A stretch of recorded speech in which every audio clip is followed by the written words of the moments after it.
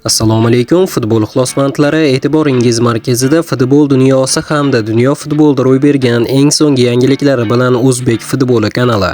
Ayni paytda mana shu roligimizga like bosayotgan va kanalimizga obuna bo'layotgan barcha obunachilarimizga yana bir bor o'z minnatdorchiligimni bildirib qolaman. Ekran oldiga yaxshilab joylashib oling, like bosishni unutmang. Bugungi dasturimizni boshladik.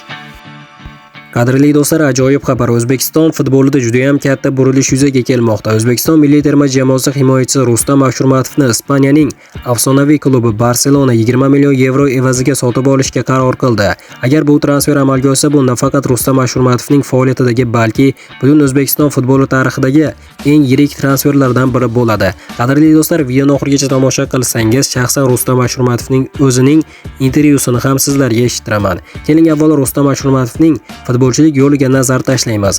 Rustam Ashurmatov 1996-yil 7-iyul kuni Qo'qon shahrida tavallud topgan. U markaziy himoyachi sifatida to'p suradi va o'zining jismoniy kuchi, havodagi kurashlaridagi ustunligi hamda sovuqqon o'yini bilan muxlislar e'tiborini qozongan. Rustam Ashurmatov faoliyati davomida o'zining mustahkam himoyasi, ikkinchi qavatdagi kurashlardagi ustunligi va maydondagi liderlik fazilatlari bilan muxlislar e'tiborini qozongan.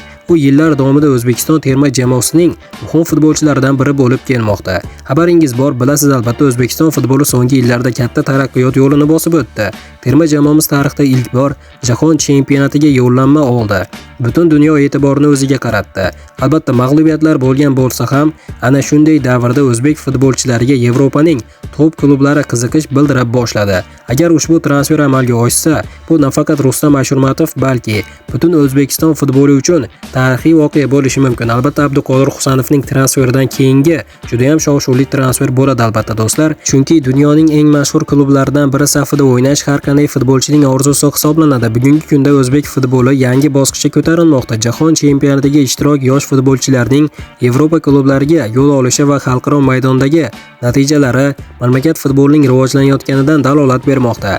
Agar Rustam Ashurmatov haqiqatan ham Barselona futbolchisiga aylansa, bu transfer O'zbekiston futboli tarixidagi eng yirik voqealardan biri sifatida esda qolishi mumkin. Endi barcha muxlislar ushbu transferning rasmiy tasdiqlanishini kutmoqda. Qadrli do'stlar, hozir Rustam Ashurmatovning intervyusini sizlarga qo'yib eshittiraman. Juda ham ko'p odam negativ fikr bildirishi mumkin, ammo mana shu intervyudan keyin o'z fikrimni bildirib o'taman. Marhamat do'stlar, o'zingiz tomosha qiling. 4 jamoadan aniq taklif tushdi o'zi, lekin hammasiga bir xil javob berdim. FIFAdan javob kelsin. Xo'p, o'zingiz endi u taklif boshqa, FIFA ruxsat bersa, o'zingiz qayerda davom ettirmoqchisiz? Baribir byudjetga ham qaraymiz.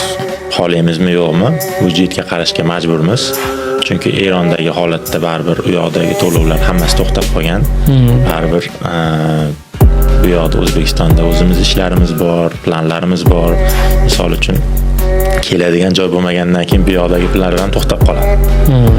Shuning uchun ochiqcha aytaman, byudjetga qaraladi, lekin undan tashqari qaysi jamoa tarkibi, murabbiyi, misol uchun o'zi maqsadi, misol uchun qaysi jamoa meni ko'proq ko'ryapti, ko'proq qaysi jamoaga yordam bera olaman, qaysi jamoa meni ko'proq shunga ishontira olsa, o'sha jamoaga boraman.